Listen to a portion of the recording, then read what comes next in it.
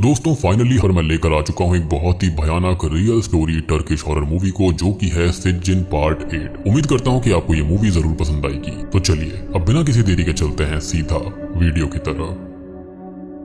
तो कहानी की शुरुआत होती है सिज्जिन सीरीज के ओजी कैरेक्टर ओरहान को दिखाते हुए। ओरहान पहले एक आम इंसान हुआ करता था, यानी कि सिज्जिन 3 में, और सिज्जिन 3 के अंदर उसकी वाइफ की मृत्यु के बाद में उसे वापस लाने के लिए वो एक जिन से सौदा करता है, या फिर ये कहें कि एक जिन को ही अपने पास रख लेता है, और वो जो जिन होती है वो उसके वाइफ के रूप में ही उसके साथ रहा करती। खैर अब इस चीज के परिणाम भोगने के बाद में उसको पता लगता है कि ईविल इंसानों को कैसे खा लेता है। तो वो उस जिन को, जो कि उसकी वाइफ की तरह दिखा करती थी, वो उसको जाने देता है और उस जिन को भी वैनिश कर देता है। बाद में वो अपनी स्पिरिचुअल टीचिंग्स और पावर्स को सही काम में ईविल के खिलाफ इस्तेमाल करके लोगों की हेल्प करने लगता है, और ये हमने सिज्जिन 4 to 6 में देखा भी है। और अब यहाँ पर एक नई कहानी होगी कि कैसे ईविल को वो समझ पाएगा, हरा पाएगा, यहाँ पर ये दिखाया जाएगा। खैर ओरहान अभी एक जगह पर दुआ कर रहा होता है, और वहीं पर दूसरी तरफ एक दूसरी लेडी को नॉट ऑफ टॉर्मेंट के बारे में बता रही होती है, जो कि एक बहुत ही खतरनाक श्राप है, जिसके अंदर विक्टिम की फैमिली के 5 सदस्यों को नॉट ऑफ टॉर्मेंट से बांधा जाता है, और जैसे ही वो बंध जाते हैं तो ईविल उनको मार कर लेता है और उनकी आत्मा को कमजोर करके उन पे फीड करता है, उनको खाने लगता है, और अंत में ईविल उनको पूरी तरह से निकल जाता है, और कर्ज भेजने वाले को भी इसका थोड़ा बहुत परिणाम भोगना पड़ता है। मतलब कि ये कर्ज ऐसा है कि जो सामने वाले परिवार के 5 लोग होंगे उनको तो वो खाएगा ही, साथ ही साथ ये इतना ज्यादा खतरनाक कर्ज होता है कि जो इसको इस्तेमाल करता है, यानी कि जो इसको करवाता है, उसकी भी जान पर रिस्क रहता है। तो इसको इस्तेमाल करने के लिए कोई बहुत ही बड़ी वजह या फिर बहुत बुरा इरादा होना चाहिए कि मतलब सामने वाला मरने मारने को तैयार रहे।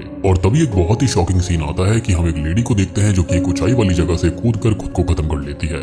मीनवाइल ओरहान अपने घर पर होता है, जिसको अचानक से एक अंधेरा साया दिखाई देता है, जो कि उसे एक रास्ते पर ले जाने लगता है। यहाँ पर ओरहान एक नर्सिंग होम या फिर हॉस्पिटल जैसी जगह पर बहुत सारी बूढ़ी महिलाओं को देखता है, जो कि अजीब सी हरकतें कर रही थी। ये सब देखकर उसे काफी अजीब लगता है और वो समझने की कोशिश करता है कि आखिरकार ये साया है क्या, और ये साया किस चीज का है, और वो उसको क्या दिखाना चाहता है। जिसके बाद वो एक रूम में पहुंचता है जहाँ पर उसे चादर से ढकी हुई 5 लाशें मिलती हैं, और ये देखकर वो सोच में पड़ जाता है। वहीं पर वो साया जो था वो भी अभी के लिए वहाँ से गायब हो गया था। खैर अब कहानी आती है 6 दिसंबर 2023 में, जहाँ पर हम देखते हैं फाती नाम के एक आदमी के परिवार को, जिसके अंदर है उसकी बीवी बर्ना, बड़ी बेटी आइलीन, छोटी बेटी एला और फाती की मदर गोनुल। अब रिसेंटली ही फाती ने अपनी माँ गोनुल को एक नर्सिंग होम में भेज दिया है, क्योंकि उसे और उसकी बीवी बर्ना को ऐसा लगता है कि घर पर रहना गोनुल और एला के लिए सही नहीं है। और इस चीज की वजह यह है कि एक दिन जब एला गोनुल के साथ खेल रही होती है, तब गोनुल ने एला को एक संदूक में बंद कर दिया था, जिसकी वजह से एला की जान जा सकती थी। उसके बाद ही बर्ना के कहने पर गोनुल को नर्सिंग होम में भेज दिया गया है, लेकिन फाती को अच्छा नहीं लग रहा था और उसे रोज अपनी माँ की याद आया करती, और उसको काफी बुरा लगता है अपनी माँ के लिए कि घर होने के बावजूद भी उसे नर्सिंग होम भेजना पड़ा।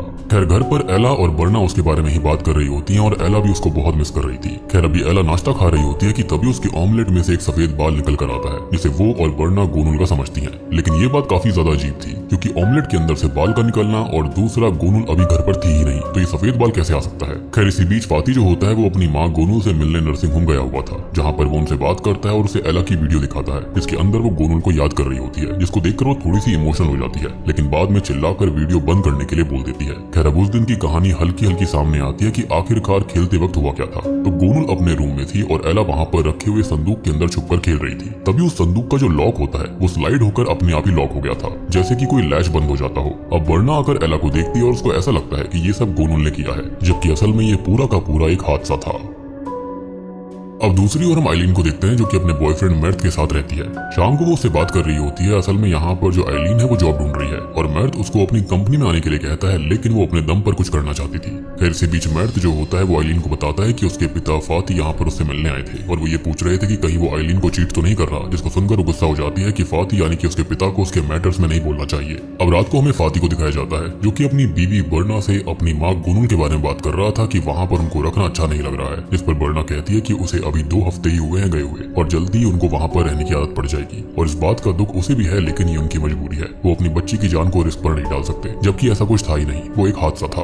फिर अब सेम रात को ही मूवी की स्टार्टिंग वाली वो लेडी जिसे एक दूसरी लेडी रिचुअल समझा रही थी, वो नर्सिंग होम के अंदर ही एक सीक्रेट रूम के अंदर गोनुल को लेकर आती है, और यहाँ वो दूसरी लेडी असल में एक शेमन है। वो अपना रिचुअल शुरू करती है और गोनुल के पैर में 5 उंगलियों पर बालों से नॉट बांधती है, और उसकी फैमिली के लोगों को मार्क करती जाती है, यानी कि यहाँ पर गोनुल के मन में सबके लिए नफरत आ गई थी।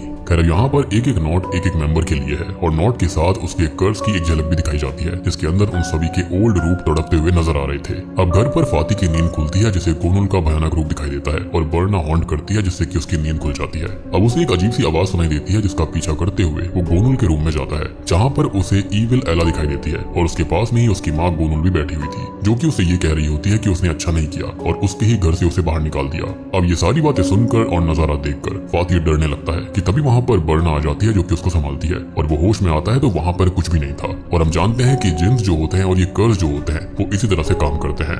मीनवाइल आइलीन को मर्द जगाता है क्योंकि वो लिविंग रूम के अंदर ही सो गई थी, जो कि वॉशरूम जाती है और यहाँ पर वो अपनी बैक पर कुछ घावों को देखती है, जिसको देखकर वो बहुत ही ज्यादा परेशान हो गई थी। उसकी आवाज सुनकर मर्द वहाँ पर आता है, जो कि अचानक से ईविल होकर उस पर हमला करने लगता है, लेकिन अगले ही पल वो होश में आती है तो मर्द भी सही था और उसकी बैक पर भी कोई निशान नहीं था, यानी कि कोई घाव ही नहीं था। इसी बीच ओरान जो होता है वो अपने विजन्स के बारे में सोच रहा होता है और उस शैडो के जरिए देखने की कोशिश करता है कि आखिरकार चल क्या रहा है। यहाँ पर वो खुद को उसी नर्सिंग होम में पाता है, जहाँ पर एक रूम के अंदर 5 सड़ चुकी लाशों के बीच उसके मास्टर की लाश रखी हुई थी और उन्हें नर्सिंग होम के पेशेंट्स परेशान कर रहे थे, यानी कि ये शायद से किसी तरह का हिंट होता है। अब अगले ही दिन ओरान अपने मास्टर से मिलने नर्सिंग होम में जाता है और अब तक दिसंबर 7, 2023 की डेट आ गई थी। वो अपने मास्टर से मिलता है और उनके लिए दुआ करता है और ये वही नर्सिंग होम है और वहाँ पर गोनुल भी रहती है और वो भयानक रिचुअल यहीं पर हुआ था। और असल में ओरान ने इसी नर्सिंग होम को और यहाँ के पेशेंट्स को अपने विजन्स के अंदर देखा था। इवन गोनुल को भी यहाँ पर वो देखकर पहचान लेता है कि उसे वो अपने विजन्स में ऑलरेडी देख चुका है। अब असल में फाती जो है वो आज गोनुल को वापस घर लेकर जा रहा था और ओरान अपने मास्टर के लिए थोड़ा सा परेशान है, साथ ही साथ वो अपने विजन्स को भी समझने की कोशिश में लगा हुआ था।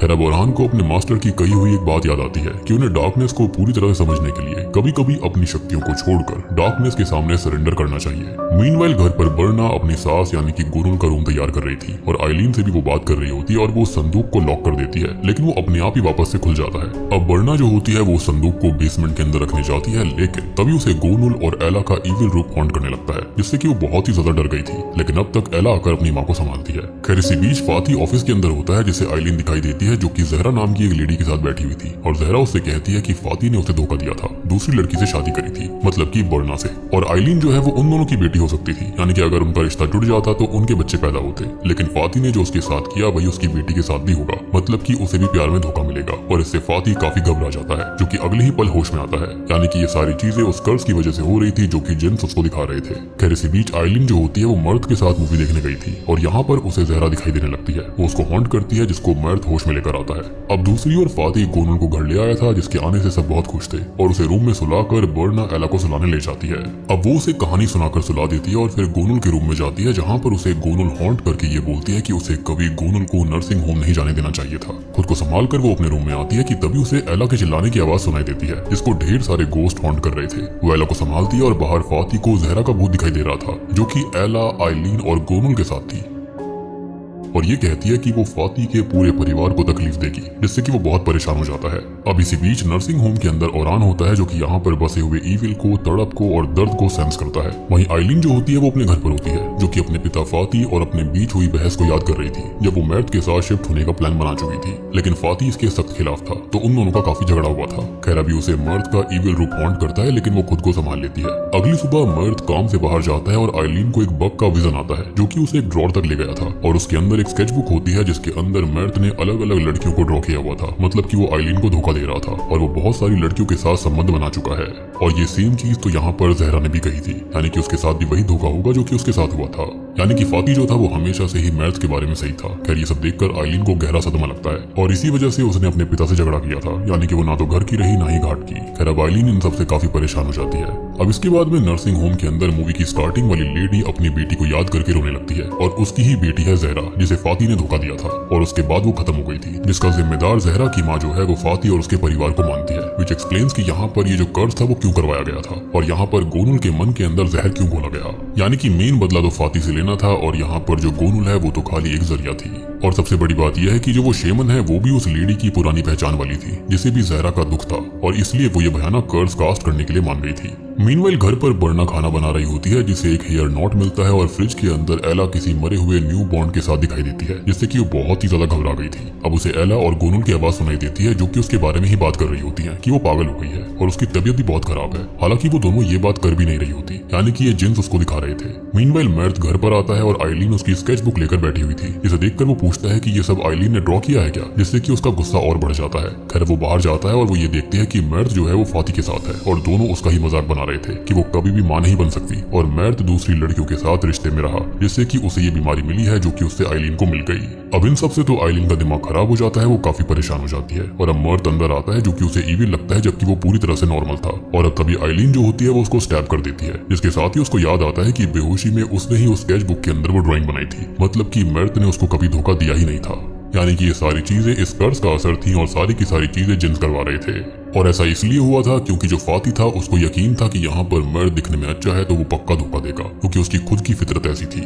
और यही शक जो था वो आइलीन के मन में आ रखा था, जिसका फायदा जिन्स ने उठाया। अब घर पर बर्ना फाती से बात करने जाती है, लेकिन अब तक फाती को अपनी बेटी आइलीन का मैसेज आ गया था तो वो उसके पास चला जाता है। अब दूसरी तरफ नर्सिंग होम के अंदर ओरहान अपने मास्टर के जरिए पता करता है कि ये ईविल कहाँ पर है, तो उसे पता चलता है कि ये ईविल असल में गोनुल से शुरू हुआ था। वहीं घर पर बर्ना गोनुल के पास जाती है जिसे गोनुल सच्चाई बताती है। और दोस्तों अब यहाँ पर खुलते हैं इस मूवी के दर्द भरे असली पत्ते। तो फाती की मंगेतर थी जहरा, जो कि उसे बहुत प्यार करती थी, लेकिन फाती ने उसको धोखा दिया और दूसरी लेडीज के साथ इंटीमेट होता रहा, जिससे कि उसे एक बीमारी मिली जो कि उसने जहरा को भी दे दी थी। अब वो खुद तो इस बीमारी से रिकवर हो गया था, लेकिन जहरा नहीं हो पाई और अंदर से सैडनेस में रहने लगी, जो कि अब कभी भी मां नहीं बन सकती थी। ये बात वो फाती को बताती है, लेकिन वो किसी और लड़की के लिए उसको छोड़ देता है और वो लड़की कोई और नहीं बल्कि वो बर्ना ही थी। जी हाँ, और इसी धोखे से जहरा पूरी तरह टूट गई और एक लेटर लिखकर उसने खुद को खत्म कर लिया। और मूवी की स्टार्टिंग वाली वो लड़की जो कि ऊपर से गिरी थी वो असल में जहरा ही थी। और सबसे बड़ी बात यह है कि जहरा जो थी वो खत्म हुई थी फाती और बर्ना के शादी वाले दिन ही। और गोनुल ये भी बताती है कि फाती जो है वो बहुत ही गलत इंसान है और उसने बर्ना के ऊपर भी कई बार चीट किया है और इसलिए उसको मर्द भी अपने जैसा ही लगता था।